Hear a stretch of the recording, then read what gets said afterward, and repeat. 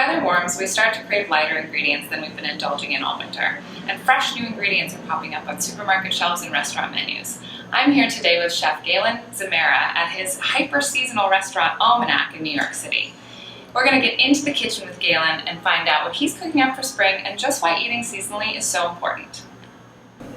So Almanac is described as hyper-seasonal. What exactly does that mean?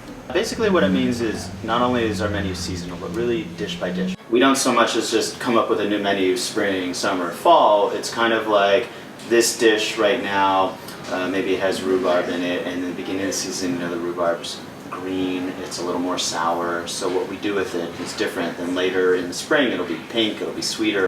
So how often do you change your menu? The menu changes daily. We'll go to the markets, we'll see what's there. The name Almanac comes from these journals that I've kept for this purpose, so that we can anticipate what's going to come. I just take notes of what's available, and I look back over the years and I say, okay, look, I know rhubarb's going to be coming, ramps, nettles, it's springtime. So you also source most of your ingredients locally, is that right? That's right. And when something's in season, it's going to have the most amount of nutrients to it. So, and mostly that has to do with if you're, for instance, growing tomatoes year-round, how are you growing them? Are they indoors? Are they not getting direct sunlight? Do you have to use chemicals in them to make them grow or control disease and so forth? And are they being shipped from across the country, in which case then they need to be gassed to ripen up?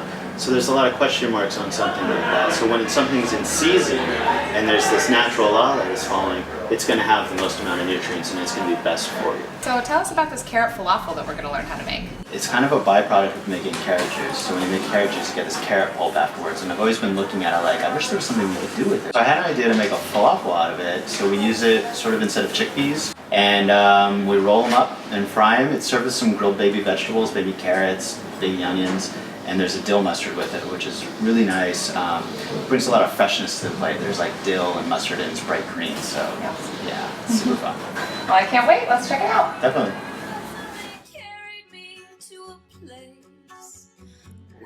So as it turns out, eating seasonally isn't just trendy, it's actually better for you.